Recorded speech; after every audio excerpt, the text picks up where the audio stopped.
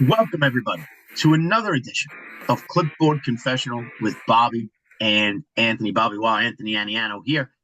Happy to continue getting you ready for your fantasy football season. If you've been following along, we've talked rookie running backs. We've previewed the quarterback position, the running back position. In our latest episode, we talked about wide receivers. And in typical Bobby and Anthony fashion, we talked and we talked and we talked.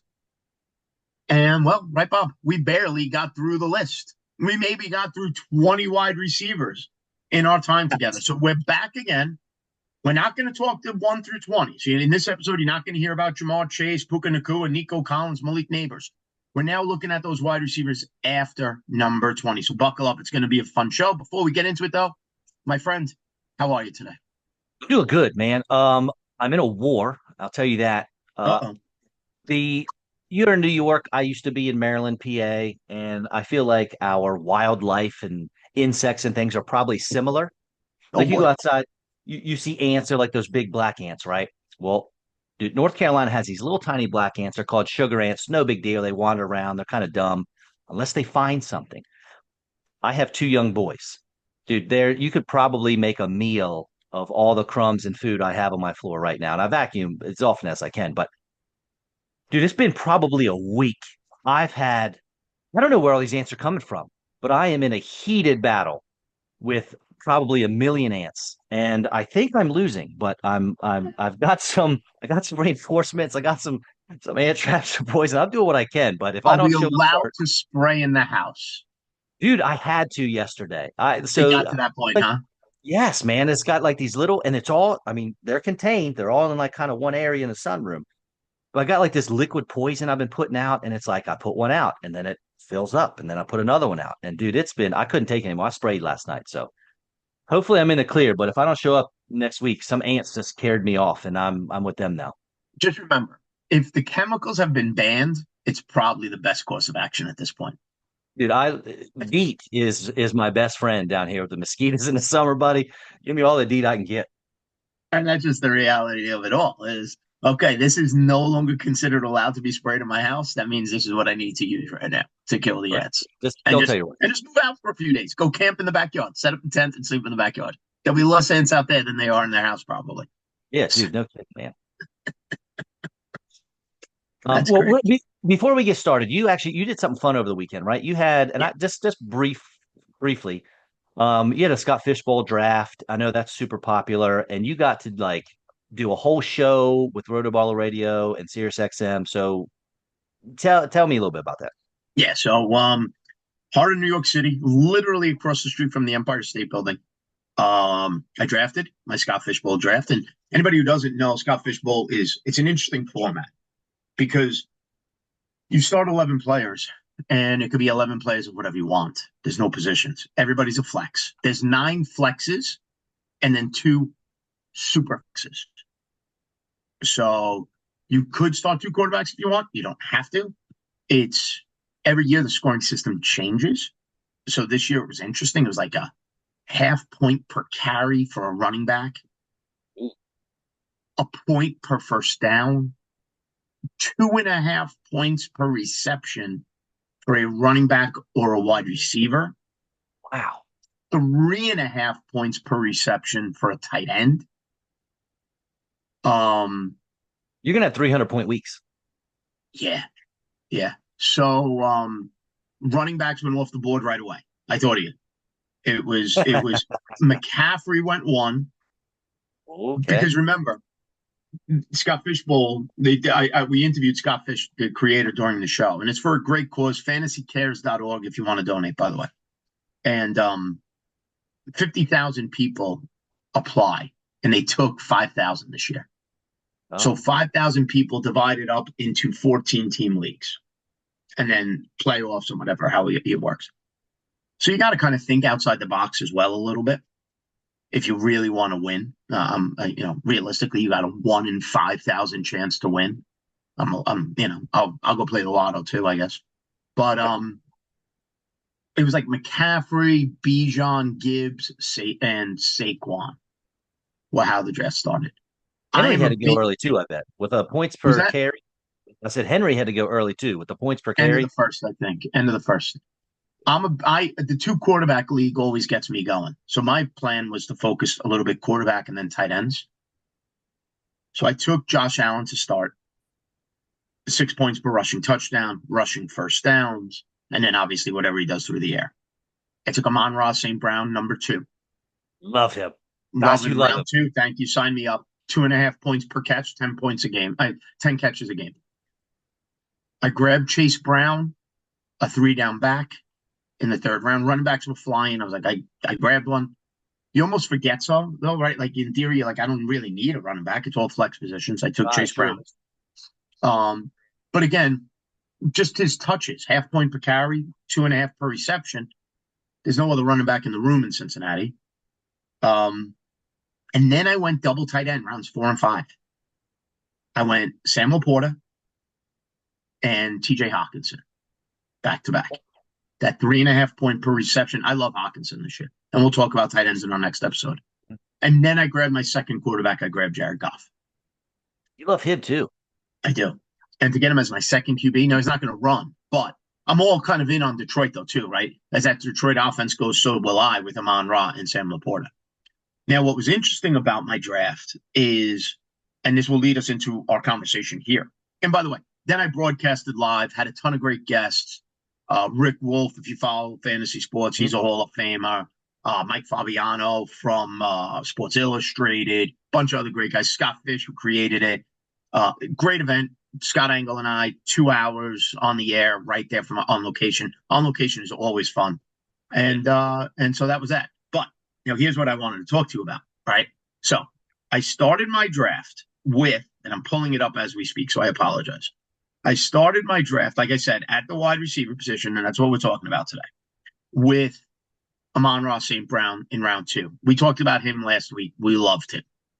Then I kind of sit tight a little bit at wide receiver in rounds 8, 9, and 10. I go 3 straight wide receivers, and I want to get your take on them. Round 8, I go Chris Olave, who I know is a hit away from being out again, right? The concussion issue's bad, but he's all there is, in my opinion, in the receiving game there, Rashid Shaheed. But round 8, at some point, you got to draft him, right? Yep. Round 9, I go Ricky Pearsall of the 49ers, right? Ayuk not starting the season, it looks like. Juwan Jennings is grumpy. Ricky Pearsall. And then round 10, and this is the one I'm curious about. In that, remember, 2.5 point per reception. Round 10, Stephon Diggs. What do you think of that triple wide receiver move there? What if I told you I had Diggs and Pearsall back to back in my rankings? There it is. That's why we do this. That's why we do this. All right, let's start with Olave. He's I the one agree I'm with most nervous about. only because of injury. Because I don't think the quarterback matters. I know you don't want Tyler Shuck, it's whatever, but he is so safe and he's so talented. I mean, just looking at as a football player, he's one of the most talented guys that you talked about. I know he's one concussion away from maybe never playing again, which How many did he sucks. have last year? Did he have 2 last year? At least 2. Yeah. Yeah, it's not good. However, we talked about Garrett Wilson last week and all the targets. I think Olave is right there with him in targets per game in his first few years. Now, obviously, he hasn't played as many games, but targets per Season game. 1, his rookie year, he had 119 targets, 72 catches, just over 1,000 yards. 2023, his second year in the league, 87 catches, 138 targets, over 1,100 yards. Last year, he only played 8 games. In those 8 games, 32 for 44, 32 catches on 44 targets. But it was a lost season for him last year. Correct. Right. So his targets per game numbers are excellent, which you love. And like you said, he got no one else around. Rashid Shaheed's nothing. Now, Kamara will take his targets, but that's a running back position. I don't mind Olave. I have him in my top 30 wide receivers. And he was wide receiver 19 2 years ago. So that's a decent wide receiver 2 for you, if that's what he does again this year. And like I said, Chuck is going to just force feed him targets. They don't. Jawan Johnson, tight end, yeah, that's kind of what you want. Like, a young quarterback looks for a tight end sometimes, but Olave is going to be the safety blanket, Do you in my care opinion. about Brandon Cooks at all? How old is that dude? He's been in the league since 2014. That's incredible. Good for him. Yeah. No, I'm not. I'm not worried about Brandon Cooks even a little bit. Now, Ricky Pearsall, I love this dude. I actually grabbed him in our dynasty league that we're in together. I Yep, wanted to yep, make yep. sure I got him. But has anyone had a more up and down yo-yo 365 days than Ricky Pearsall? So he gets drafted last year. Even before the draft, it's like, hey, we got this guy who looks great on tape, but he's really old. So I don't know. And then it's like, well, he'll probably go in the maybe end of second, third round of the draft. Oh, just kidding. We're back up. The Niners took him in the first round. That's amazing. Okay, we're flying high. Well, then he gets shot in the chest. In a robbery.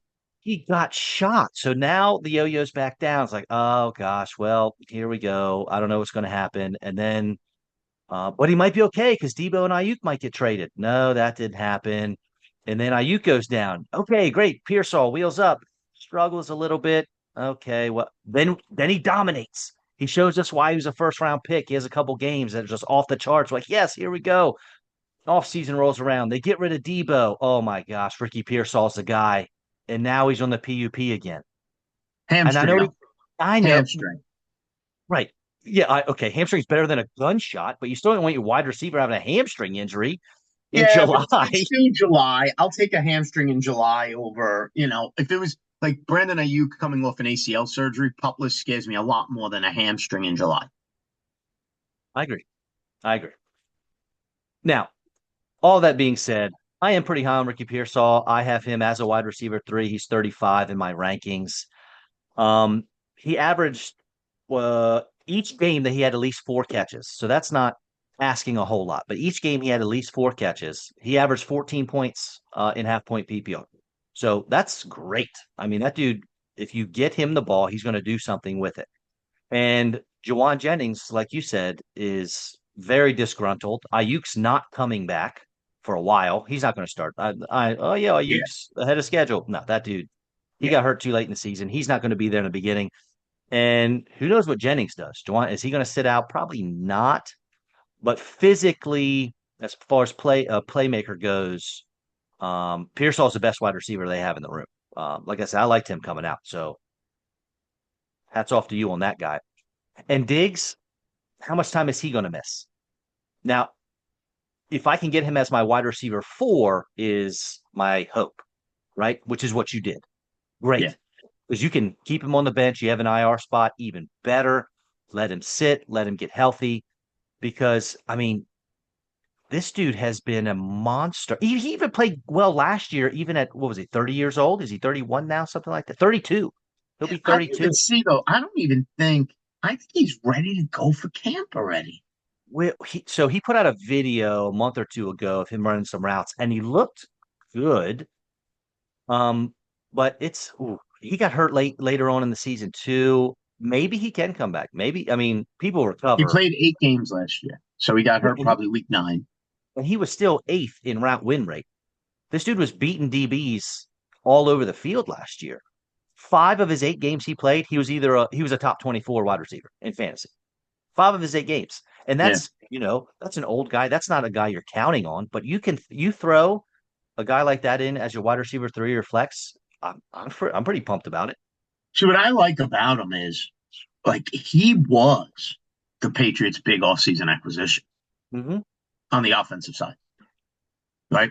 I mean, the wide receiver room is right now top of the depth charts.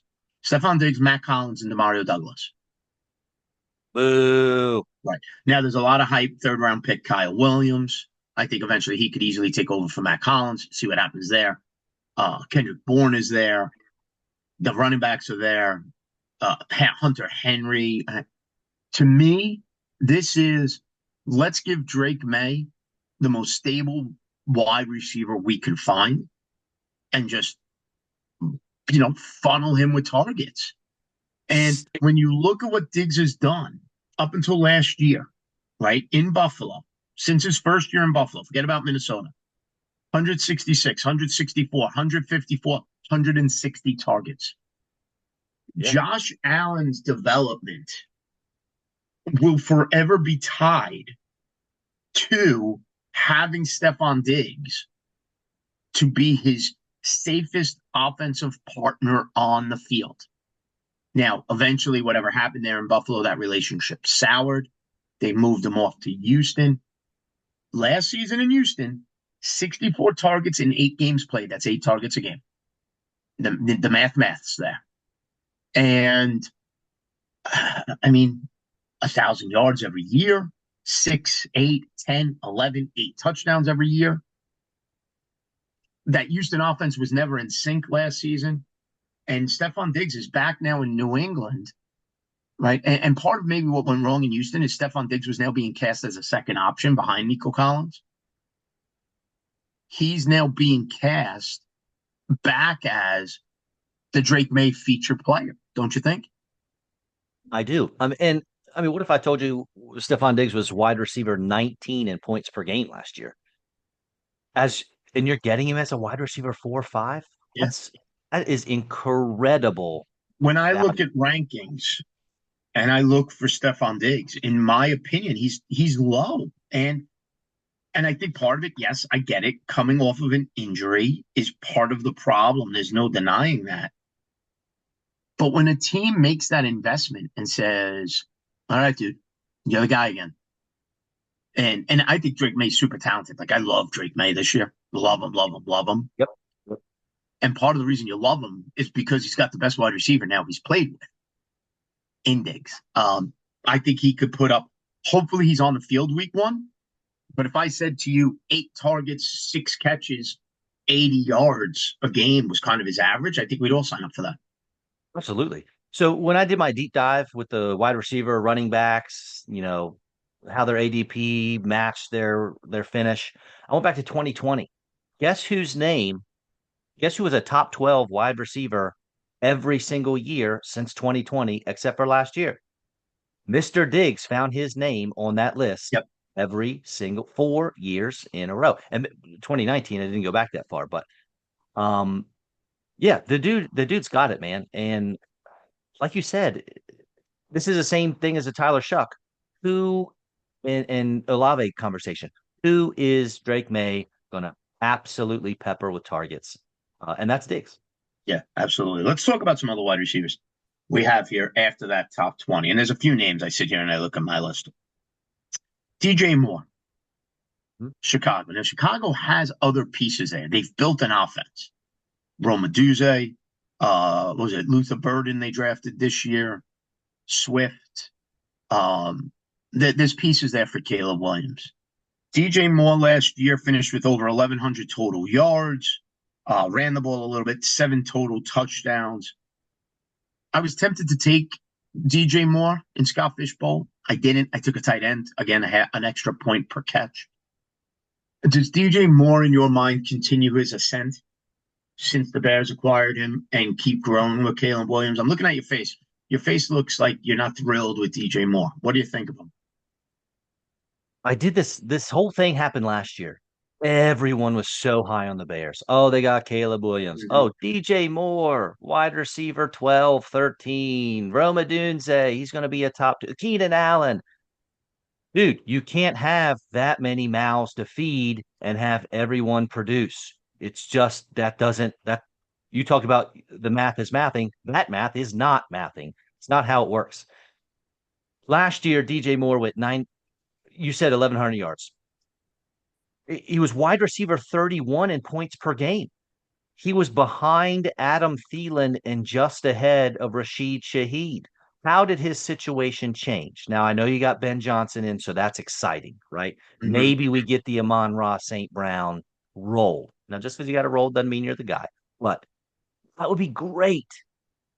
However, last year, DeAndre Swift had, 52 targets, 49 the year before with Philly. But guess what he had with Ben Johnson in Detroit? 78 targets, 70 targets. That's a significant difference from 52. So that's going to be even more targets that are going to be taken away from DJ Moore and the other wide receivers. That's going to go to a running back, a talented pass catching running back, in my opinion. I like Swift. I'm higher on him than most. So for me, I just can't get on it. I have him I have him just outside of my top 20s, wide receiver 21 for me. Um, I mean, the dude was fourth in routes run, but 66th in yards per route run. I just, I don't see him getting the amount of work he's going to need to be a top 20 guy. Last season, 966 receiving yards. Right. Dude didn't hit a And thousand. here's a number, and as I'm looking at it, it stands out to me. Only 9.9 yards per reception, the lowest of his career. He led Now, the league again, in screen targets and catches. it's a different offense now. I get that. But, and to go along with your point, this year, DJ Moore, Roman Dunze, 2024 first round pick. You got Luther Burden, a 2025 second round pick. Don't forget they drafted Colston Loveland, 2025. Yes. First round pick. And then you got DeAndre Swift catching the ball out of the backfield, like you mentioned.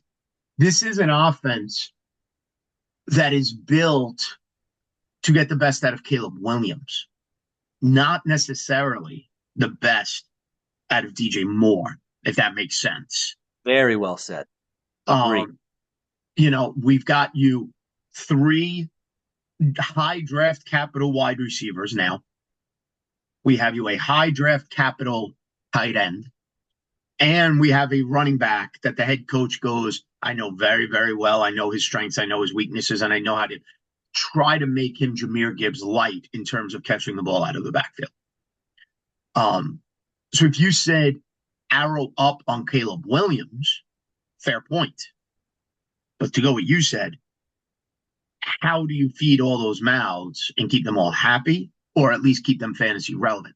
Now, that being said, if DJ Moore, somebody will draft DJ Moore as their second wide receiver, and I don't think you'll do it. I don't know if I'll do it.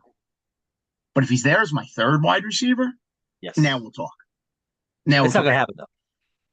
No, not unless you attack the wide receiver or position very early in rounds 1 and 2, and then go back to DJ Moore in round 4. That's how it happens. But if you don't do that, then it's not happening. But there are other wide receivers, like that same bracket of wide receivers. There's a ton of names with the same question marks, right? Like I look at rankings, and there's DJ Moore, there's Xavier Worthy, there's DK Metcalf right there with Pittsburgh now. In my mind, like you could, in the same conversation, talk yourself into either loving or hating any of these wide receivers, depending on the spin you put on it. Am I right? Absolutely, dude. Honestly, once you get to like wide receiver 14 or so, you got like 14 to 26, and it's like, I don't necessarily really want any of these guys. And like you said, you can make an argument that you could love them, you could hate them. They're kind of they're very similar, in my opinion, like in that range. Like DJ Moore, I have Chris Godwin higher than a lot of folks, but there's an argument Chris Godwin could destroy DJ Moore this year. I mean, he was a wide receiver 2, I believe, whenever he went down, right? So I don't know. It's this section of wide receivers. It's hard for me to get too excited about. And DJ Moore's wide receiver, was he 31 last year overall? So I don't know. I don't know how you get excited over a guy who not that much change. He's still got the same quarterback, the same. Actually, he got more weapons now. You brought up Colson Loveland. That was a great point too. I didn't even add him in there. It's just I don't see it happening for this guy. So let me ask you this question. You have veterans like DK Metcalf with Pittsburgh this year, and I don't love DK Metcalf this year in Pittsburgh. I just don't. To me, that's still going to be a run-first offense. You tie to Aaron Rodgers, all of that stuff. DJ Moore, we just talked about.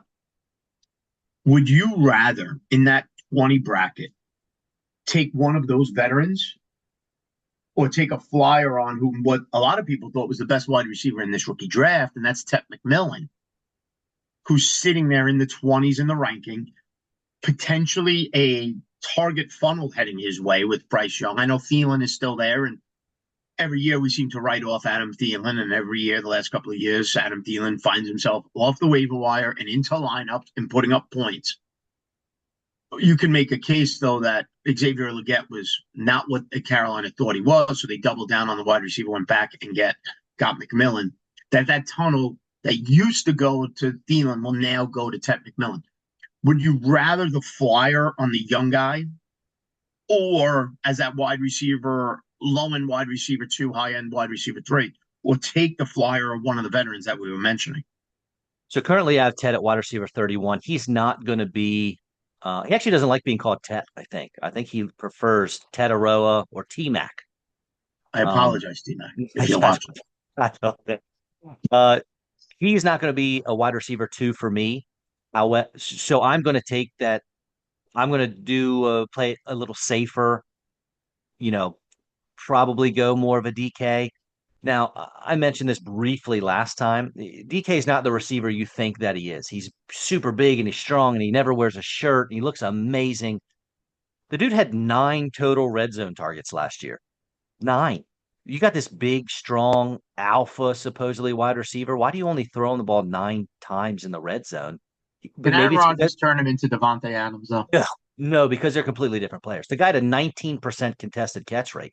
Okay, that's just not, it's not going to happen. Now he's going to get a lot of back shoulder throws like Devontae, but he's not the route technician that Devontae is. He doesn't have the separation that Devontae used to. He doesn't have it anymore, but Devontae Adams is an unbelievable tactician. And DK Metcalf doesn't have that in his wheelhouse. He doesn't have that in his bag.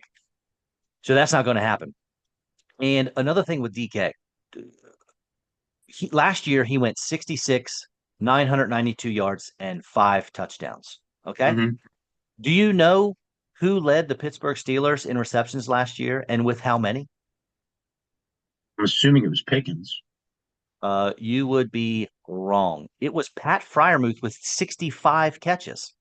Oh my gosh. Now John New Smith's in town too, right? So if I told you DK Metcalf led Pittsburgh in receiving and he could have the exact same stat line he had last year.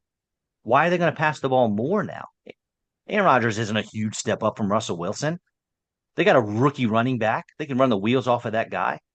Not excited. But with Tet, one thing I noticed when I went back on my deep dive is when we were wrong on wide receivers over the last 5 years, it was almost always because it was a young wide receiver that we had ranked too low.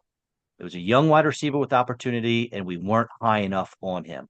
Right now, that's probably Tet McMillan. He's the only guy in this draft that is all of a sudden, in my opinion, hands down the number one wide receiver for his team.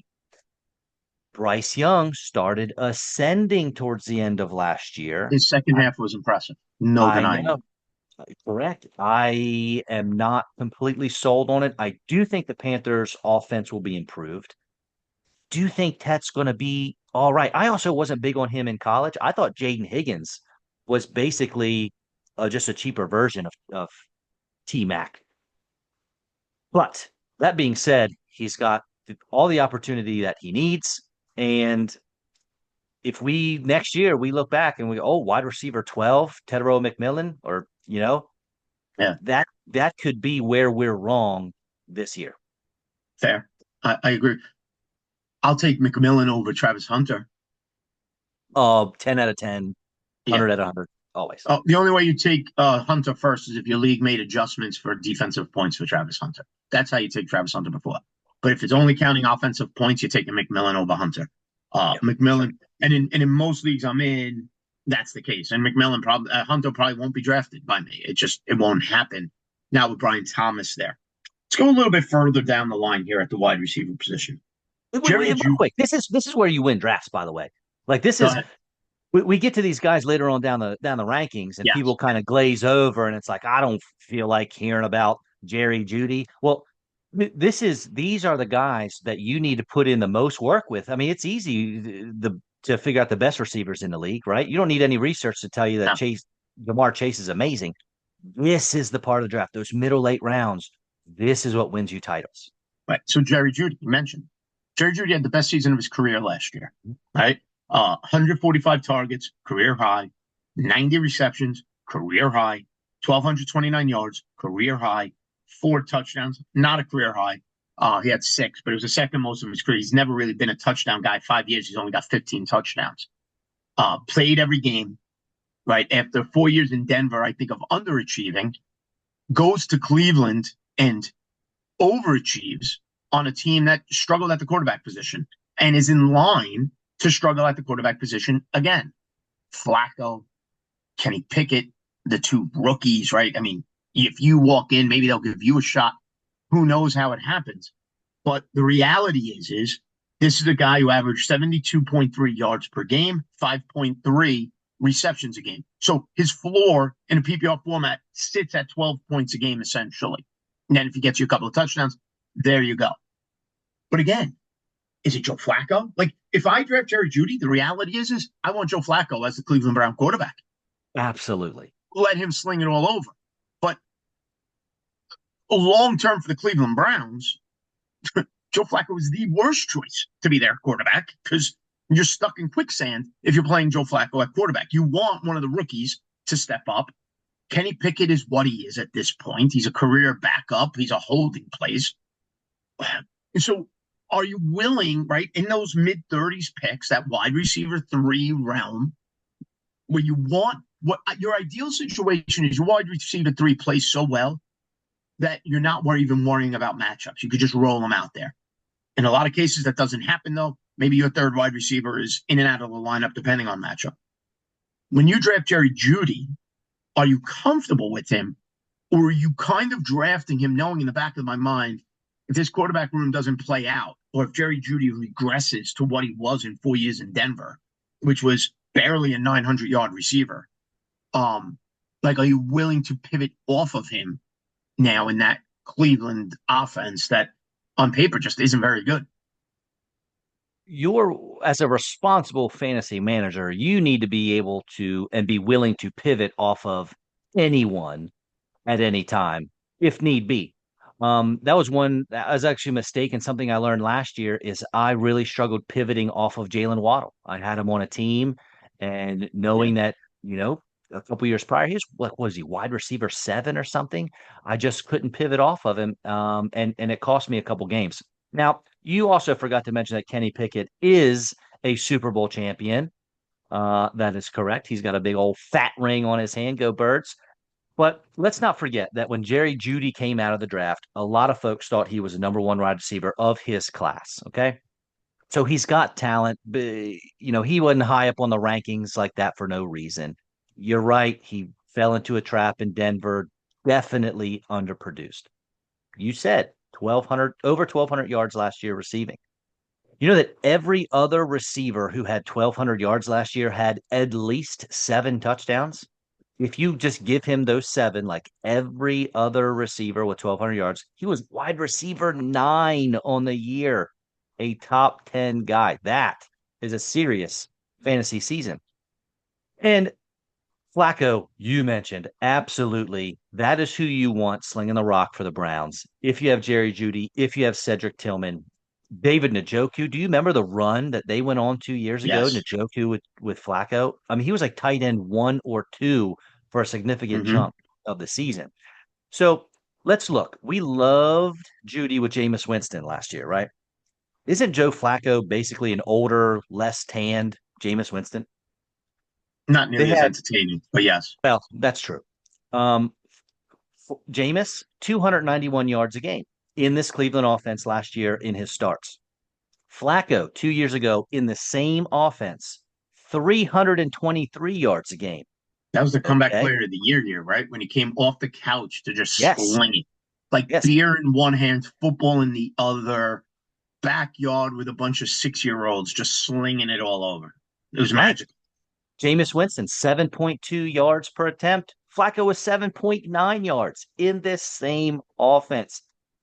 Get Flacco out there, buddy. And it is Jerry Jeudy could be, a top 20 guy for you week in and week out.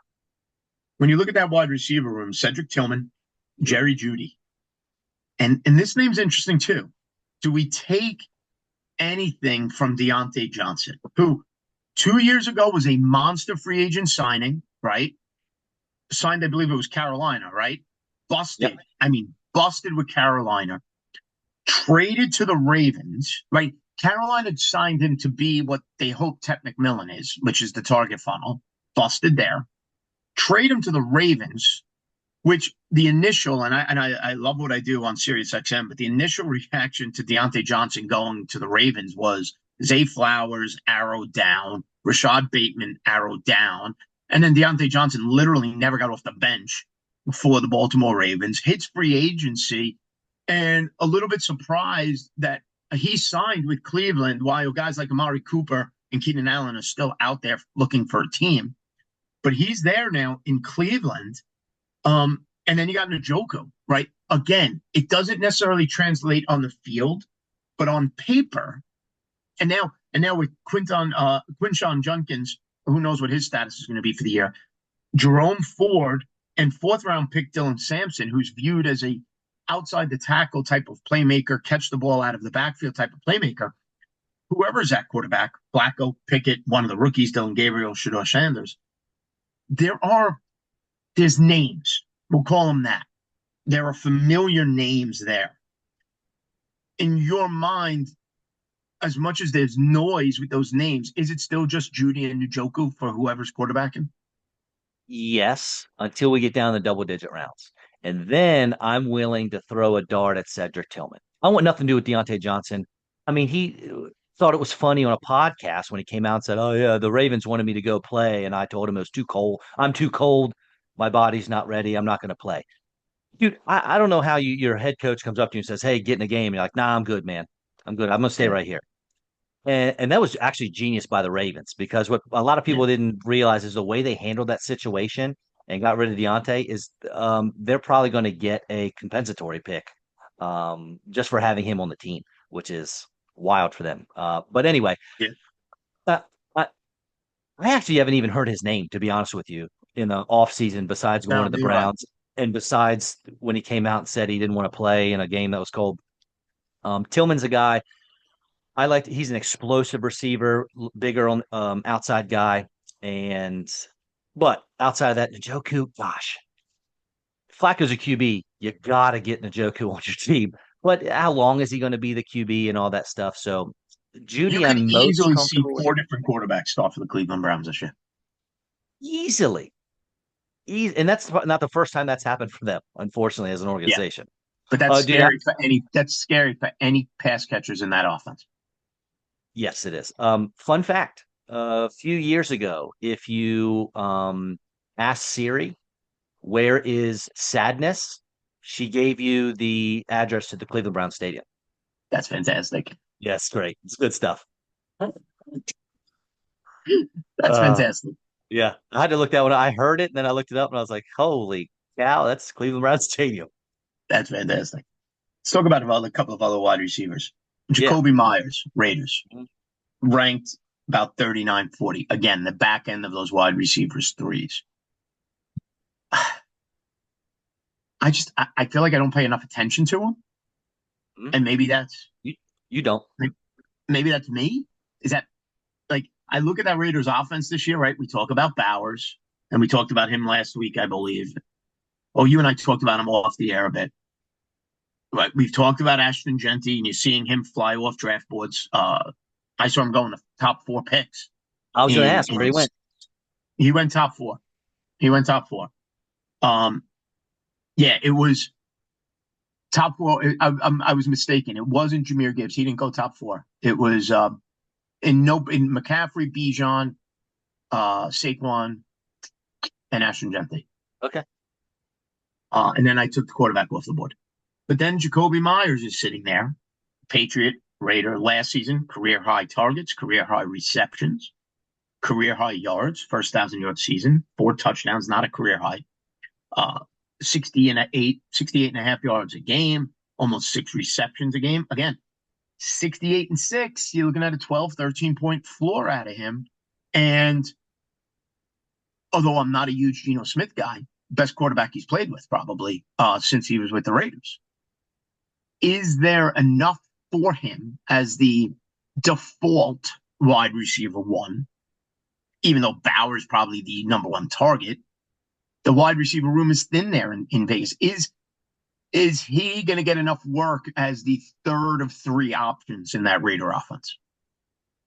He is easily the most boring wide receiver two of all time. It's, I mean, no one has ever been like, oh, yes, I can't wait to play Jacoby Myers this week. This is exciting. And I Last don't think year, anybody who's looking at their opponent in fantasy is going, right. "Oh, they got Jacoby Myers." Like you're looking at your matchup and going, "He's got Jacoby Myers." That I'm winning that matchup. Yeah, he only had 20 over 20 fantasy points. He only had over 17.7 fantasy points in half PPR last year once, and that was in week 18, which probably didn't help you because most fantasy leagues are over by then. Yeah. That being said, if you draft players with high ceilings ahead of Jacoby Myers, you could do worse as your flex or your wide receiver three. He's very boring, like I said, but he's fairly safe. I mean, he went through a stretch of 10 points, 14 points, 14 and a half, 7, 17, 12, 10. He's going to get you enough to get by as a floor play. Certainly not a ceiling play. That is not there. But again, you get some higher ceiling guys early in your draft. You need a little safety net. You could get him out there. You could throw him in flex spot. Okay, so let's play this game. My favorite game. Here we go. I'm looking at players I have ranked near each other. Uh, Jacoby Myers or Jawan Jennings? this is un. I can't. We're You not have them doing right this next to anymore. each other. I got Juwan at 39 and Jacoby at 40. We're not doing this anymore. Gosh. We'll see how this Juwan Jennings deal plays out. I'll probably go him. I think that he has an opportunity to have probably similar amount of targets, but I think he can do more with them. I mean, he has a theoretical ceiling. I mean, he dropped you had him on a team last year. He dropped what was it, 42 points in a game? Yeah, he had that 1 monster game, man. Right. Um, but again, Ayuk is gonna who knows what his situation is when he's gonna get back. But I tell you know what? I think when he does come back, then we're gonna be really fighting for targets, aren't we? Yeah. CMC's If gonna we be like taking Pearsall as them. well, right? And Kittle. Yeah. I think I'm going Jacoby. I think I'm going to have to adjust my rankings. I think I would prefer Jacoby there. And I know I said Jacoby Myers can be a wide receiver, a Bush Boring wide receiver 2, 3, whatever. I know I have him at wide receiver 40. But that's because I want the other guys, Pearsall, Pickens, like they're above him. He's They more have a upside. better ceiling. All Right. right, let's continue this game. Staying with Yeah. Myers. Myers, Jennings. I'm going to throw two more names at you right there. I have Myers, I have Jennings, I have Debo Samuel now with Washington, who, when he was that unicorn of a player that year, was fantastic. But let's be honest, he was disappointing. San Francisco knew they had other options, younger options, healthier options, sent him off to Washington, where now he'll be a running mate to Terry McLaurin. And I'm curious to see how much they bring back that unicorn option with Debo Samuel, or if his body's just had enough of playing that running back role. And I also have Khalil Shakir with Buffalo. These are four, let's call them veterans, who are very close to each other at the tail end of that wide receiver three, beginning of wide receiver four ranking. You're on the board. You have two wide receivers. You have to decide between these guys. Tell me where you're going. Um, I have Debo ranked the highest of the guys you mentioned, and mostly because Cliff Kingsbury can be creative with his offenses. Obviously, you came out and Jaden Daniels' first year as a rookie, he was incredible. Kingsbury's an offense coordinator for Washington. And if you sit down and you look at all of the coaches in the NFL, and you're like, who do I want to coach someone like Debo Samuel? Well, the answer is Kyle Shanahan. But if you can't have him, it might be Cliff Kingsbury. And who else is Jaden Daniels throwing to? We got Terry McLaurin, that's great, but then who? Nobody. So they were clamoring for any other target. I mean, good grief. Zach Ertz ended up being a top 10 tight end last year, Yeah, simply because he had yeah. Right. No one else to throw the ball to. So I like his opportunity for opportunity.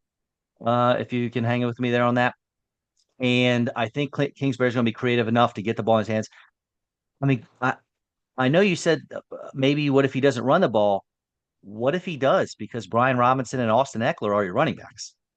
They can Plotters, right, they can plotters. right, they can still use him in that role. And he did not look good last year with that deal. But he fought some injuries. He had pneumonia at one point. So I think Debo's got an opportunity to do a little something this year. I don't think you're real excited about it. But of those names, I would take him. But Leo Shakir's a guy I want to like more than I do. But it's tough. I mean, he had like a 28% target share. That's good. But his 8 out was 5.5 yards. They're throwing in these super short routes. He is good at yards after the catch, but the guy was wide receiver 38. And he's never in his career had a 20-point game. Not one single 20-point fantasy game in half-point PPR. Okay, so So let's talk about it because it's funny. I just pulled it up. The Buffalo Bills and their wide receiver. Okay, arguably the best quarterback in the league, Josh Allen, and what he's done last year, and now what they're expecting him to do this year, since they moved on from Stephon Diggs, is turn somebody into their wide receiver one. Last year, everybody wanted Dalton Kincaid. Dalton Kincaid, he's going to be the guy. They're clearing the path for Dalton Kincaid. It didn't happen. Now, looking at rankings, Khalil Shakir sits on the Rotoballer rankings as wide receiver 41. And second-year player Keon Coleman is there at wide receiver 52. Now, there are changes at the wide receiver this offseason. Besides Shakir and Keon Coleman, they signed Josh Palmer from the Chargers. That doesn't move anything on me. Laviska Shenault, who's been in the league forever now, it feels like, right? Elijah Moore, who they signed away from Cleveland. Like, none of this, the acquisitions matter to me. Is the path cleared for Keon Coleman, last year's second-round pick? Is the path cleared for him to emerge? Like, at wide receiver 50 or so, are you like, yeah, and I don't have to start him right away, but if there's anybody I want on my bench, it's the guy who could easily emerge as Josh Allen's favorite receiver? how many catches did Keon Coleman have last year? Don't look. 29 Yes. Okay, you looked. Cheater, cheater, in pumpkin 13 eater. games. In Right. 13 games. 29. Oh, it's Now, so gross. he was targeted 57 times. I mean, 44% of the passes thrown to him is what he caught. Now, he did catch, though. I'm going to just throw this at you. 29 catches, but 556 yards, 19 yards per reception.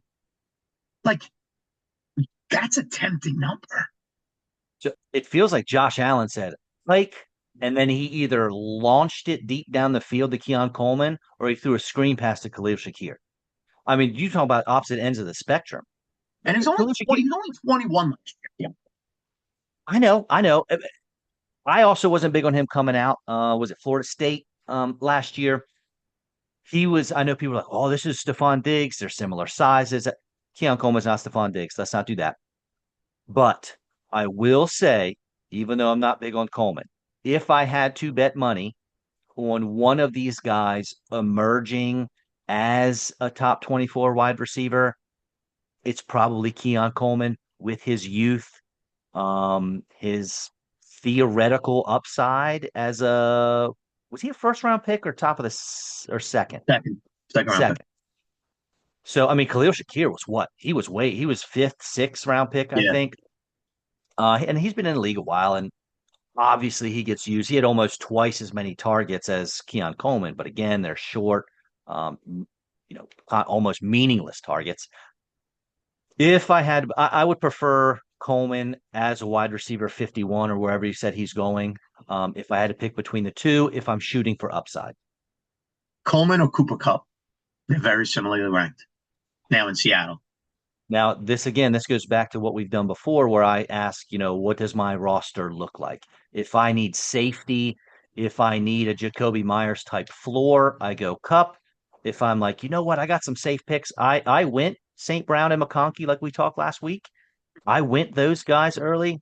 Then okay, give me Coleman if I'm shooting for some upside. But I think Cup's a safer pick there, even though he's over the hill and he's a number two option there in Seattle. Just a point of reference, since his magical 2021 season, Cooper Cup, that 1,947 yards, 16 touchdown, 114 and a half yard per game, Triple crown. 145 catch. Since then, he's never had more than 75 receptions. He's never had more than 812 receiving yards, and he's never had more than 6 touchdowns. Cooper And Cup all at of this the point is living off the reputation still of that 2021 season. Now, he's been hurt 9, 12, and 11 games. I get that. Um, how quickly Puka Nacua passed him coming off that season is there needs to be an investigation on what happened there because he got passed by a I don't want to say a no name prospect, but he was a second day or third day draft pick, Puka Nacua, and he got passed by him, and he's not passing Jackson Smith-Njigba in that Seattle offense. Well, it's funny you say that because those numbers you threw out, all of them sound higher than what Keon Coleman got in less games. Yeah, but I just saying. fair. But as a 21-year-old rookie, and you got to make a case too, obviously playing for a better quarterback. Although Sam Darnold had a great year last year. Um, well, Cooper Cup is the clear number two option in Seattle, but he was the clear number two option over the last couple of years with the Rams. And the question becomes too, like, does he stay off the field? I will say this: in your regular backyard draft, we talk about you and the 10 other guys drinking PBRs all day and eating cold pizza. Cooper Cup will get drafted way too early off of his name. Yeah. Yeah. Right. He'll go before me. That's for sure. But hit somebody who hit it a little too hard is going to draft Cooper Cup because they think Cooper Cup is Cooper Cup, and that Cooper Cup is not in the NFL anymore. It's a different Cooper Cup now, in my opinion. We only have a couple more minutes, but I want to ask you this. When you look deep on the draft board, and this leads me to the Chargers. It's funny. Last week, as soon as the show ended, literally minutes after the show I know. minutes after the show ended, last week, the wide receiver, we talked about Ladd McConkey. And you were not Ladd McConkey. And I said to you, Quentin Johnson, I don't care. Mike Williams, I don't care. Well, I think Mike Williams hurt us because Mike Williams, minutes after the show ended, he's like, Bobby and Anthony, you don't like me. That's it. I'm hanging him up. I'm retiring. Like minutes. I texted you as soon as I saw the news. Yeah. So now, here's the fun part of this, though. Chargers second round pick, Trey Harris. Because of the Mike Williams retirement, is now in every conversation. Because Quentin Johnson, we don't care. Ladd McConkey needs a running mate. As our final bit today, is Trey Harris entering conversations with that next group of rookies, not the Ted McMillans, but the Matthew Goldens, the Egbukas of the world. Is Trey Harris entering the conversation with those guys and maybe even surpassing them in your mind because of what's happened? Because we've proven now with the Mike Williams retirement, if we put it in the universe, it happens. Does Trey Harris now happen because we're wrapping up today's show by putting him in the universe? Yes. I had him in my 60s before Mike Williams' retirement. But I got him up as a wide receiver 4 now. And I have him over Abuka because his opportunity, the first thing they said after they announced Mike Williams' retirement is, look, Trey Harris got to be the X for us now. Yeah. So he could end up with a Jaden Higgins like role where he's a wide receiver 2 with a great quarterback. I know they want to be a run first offense. But like I said earlier in the show, where we've been wrong on top shelf receivers in the past is when we rank young receivers too low. All of a sudden, now we have a rookie, a second round rookie with an unbelievable opportunity at his feet. And he has good tape. from college, the Ole Miss, I think. Um, so yeah, Trey Harris, I have him over Travis Hunter, and I have him over Abuka. Interesting. The path has been cleared for him, and somebody's going to hit potentially big on one of these rookie wide receivers. And that to me, the only Matthew Golden doesn't have a clear path necessarily. Luka doesn't have a clear path. Hunter's behind Brian Thomas, and you question how much offense he's going to play, trying to play both sides of the ball. Trey Harris has the clearest path of maybe a rookie to be the wide receiver 2 on his team. McConkey's the number 1. I get it. Trey Harris has a path on what is a quickly becoming one of the better offenses in the NFL. So that's certainly going to be fun to watch. I gotta throw one at you.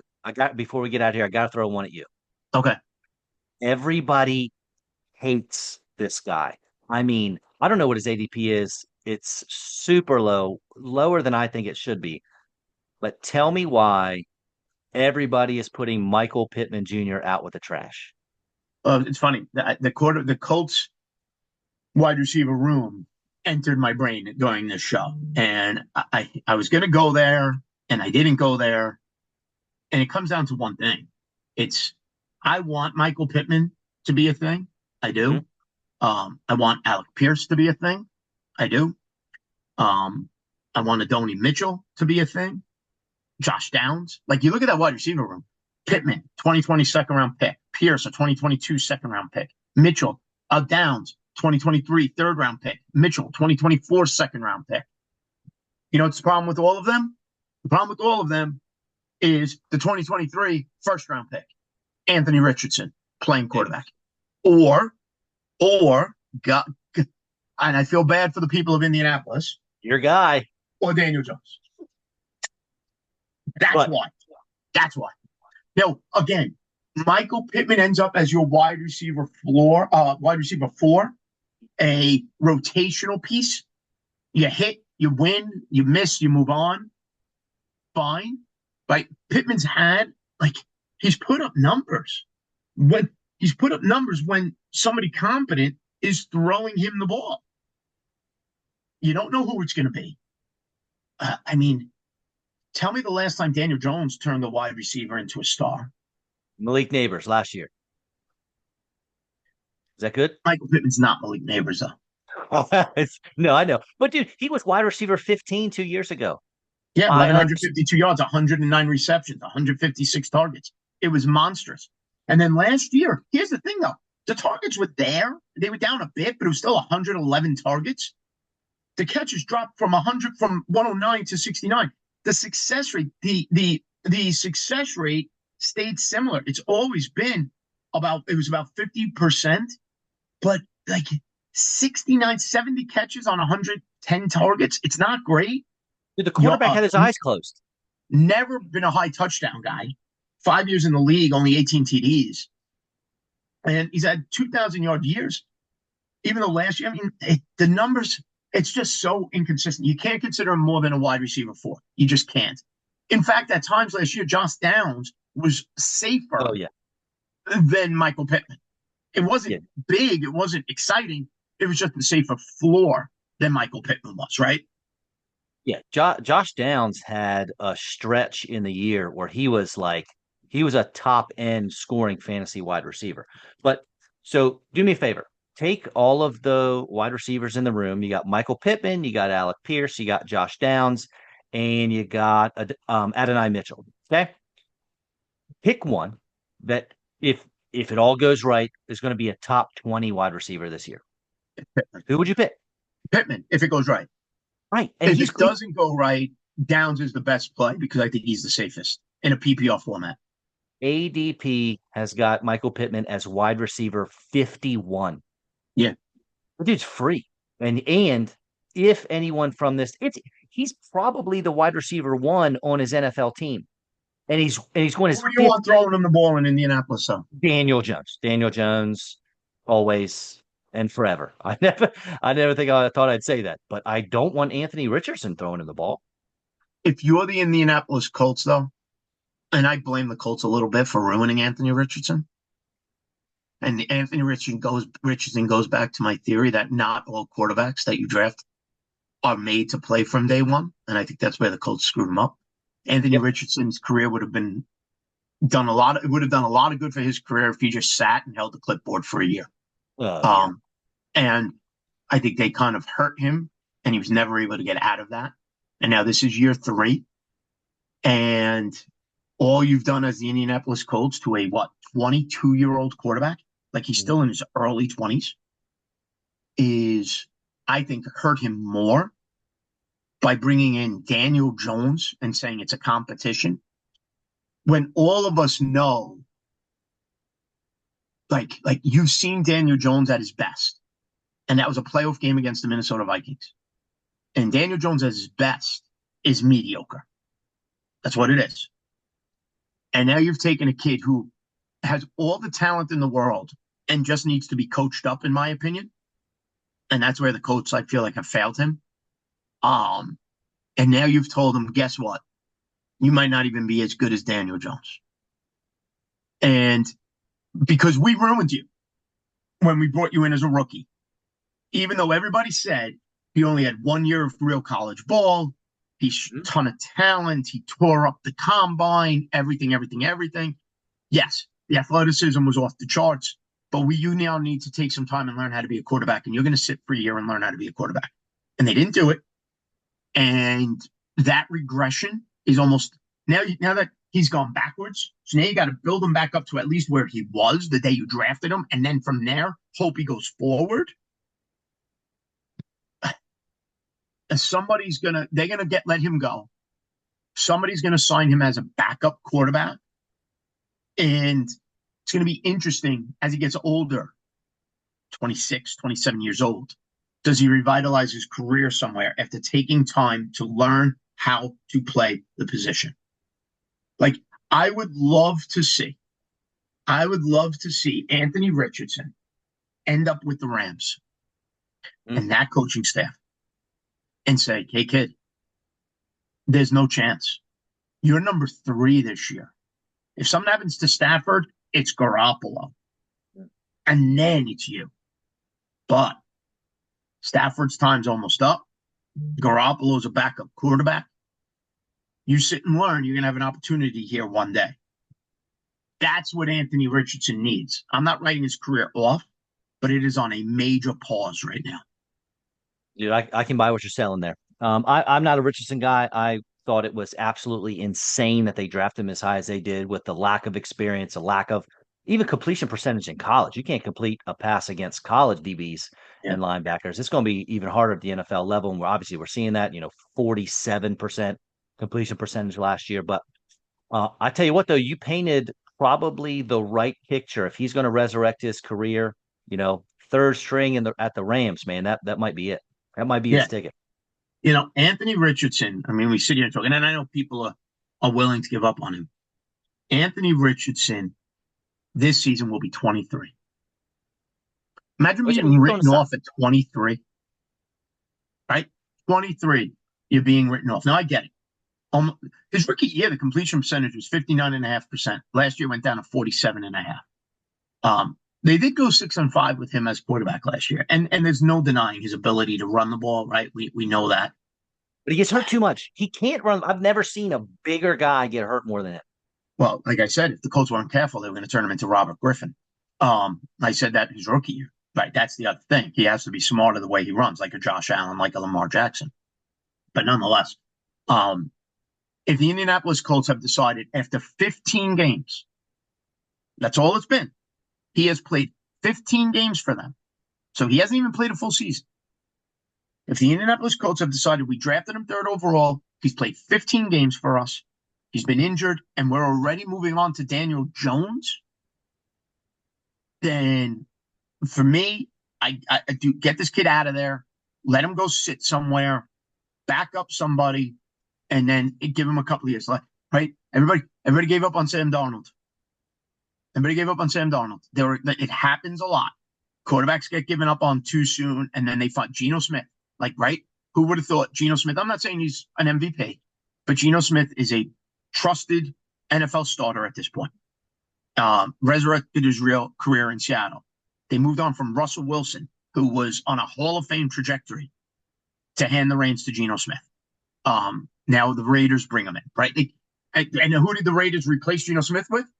Sam Darnold. So I mean, not the Raiders, the Seahawks. So I'm not saying he's going to win you any leagues or anything this year, and I probably won't touch him anywhere. But at 23 years old, bring him in. I don't have to like that you're selling me on Anthony Richardson, but you are. I get it. Everything you said there makes a lot of sense. If our jobs gave up on us at 23 years old, glad they didn't. Exactly. And on that note, we wrap it up. Bob, as always, this has been a ton of fun. Again, we want to remind everybody, go back on our YouTube channel, Rookie Running Backs, quarterback preview, running back preview, and 2 episodes previewing the wide receiver position. Next week, we'll come at you. We'll talk about the tight end position. We'll preview that. Bob has a ton of great stats coming our way on that one.